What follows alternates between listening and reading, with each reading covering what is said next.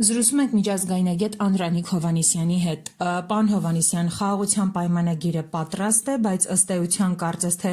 Ադրբեջանը այսպես չի շտապում այն ստորագրել եւ ստացվում է, որ շահագրգռված են միայն Հայաստանի իշխանությունները։ Ինչի են ուզում հասնել այսպես արագացված կերպով այդ պայմանագրի վավերացմամբ եւ ինչ է տալու Հայաստանի իշխանություններին պայմանագրի ստորագրումը։ Նախ ես կնշեմ, որ այստեղ խաղաղության պայմանագրի մասին որևէ խոսք չի կարող գնալ, որովհետև երբ որ մենք խոսում ենք խաղաղության մասին եւ նկատի ունենք երկարատև խաղաղություն երկու պետությունների, երկու ժողովուրդների համար, ապա խաղաղությանը պետք է ձգտեն երկու կողմերը, առաջինը, եւ երկրորդը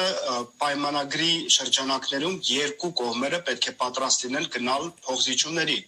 Ցավոք սրտի մեր պարագայում տեսնում ենք, որ միակողմանի զիջումների է գնում հայկական կողմը,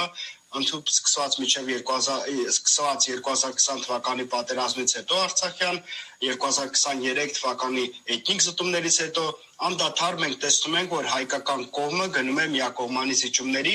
եւ անգամ այս պայմանագրի շրջանակներում, երբ որ 15 կետերը արդեն իսկ համաձայնեցրել էին, մնացել են 2 կետ, որոնք ըստ աղբյուրների վերաբերվում էին առաջինը դատական հայցերի միջազգային դատարաններում եւ երկրորդը Մինսկի խմբի գործունեությանը, նաեւ քննարկումներ կար, որ միսիան, որը հիմա Հայաստանի Հանրապետության ծառայությանը գտնվում, որ այդ միսիանը պետք է դադարեցվի, այս պարագայում մենք տեսնում ենք, որ հայկական կողմը սկզբից չէր գնում զիջումների այս հարցում, բայց հետո օրինակ Եղիշե Կիրակոսյանը հրաժարական տվեց եւ սա կարող ենք որպես արգումենտ մենք օգտագործել են հարցում, որ հայկական կողմը իր պատրաստականությունը հայտեց գնալ միակողմանի զիջումների այս հարցերում, որոնք դերևս օդում կախված էին մնացել եւ անորոշ էին։ Այսպեսով տեսնում ենք, որ հայկական կողմը շարունակում է գնալ միակողմանի զիջումների, ինչը չի կարող բերել երկարատև խաղաղությանը, այն էլ որևէ առնչություն չի կարող ունենալ խաղաղության պայմանագրի հետ։ Ինչ վերաբերվում է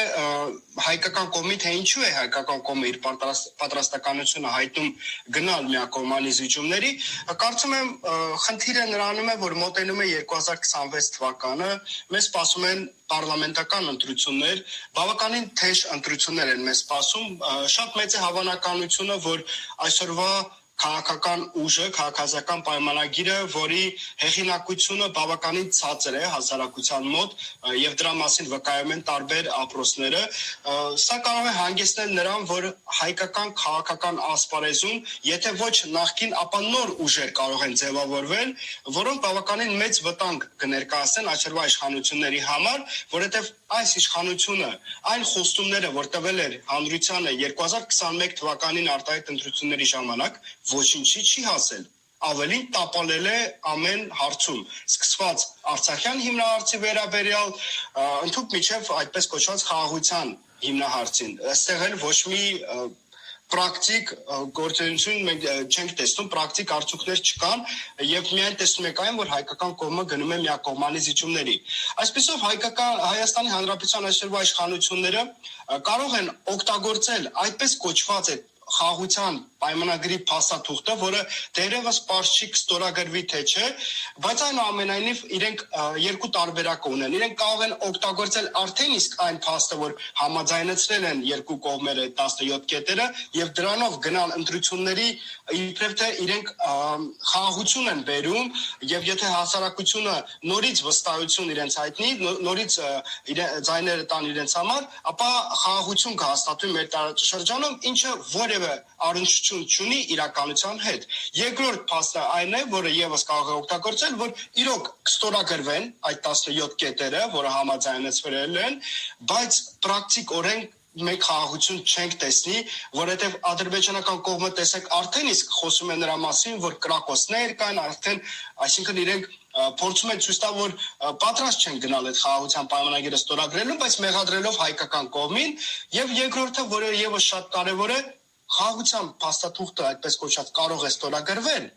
բայց ճանապարհները չեն բացվի, որովհետև այն խորաման քայլը, որ իրականացրեց ադրբեջանական կողմը, իսկ մեզ մոտ իշխանությունները ցավոք սրտի տարածեցին հասարակության մոտ նորից մոլորության մեջ գցելով, որ իբրև թե ադրբեջանական կողմը գնաց փոխզիջման, այդ հարցում իրականում որևէ փոխզիջում չէր։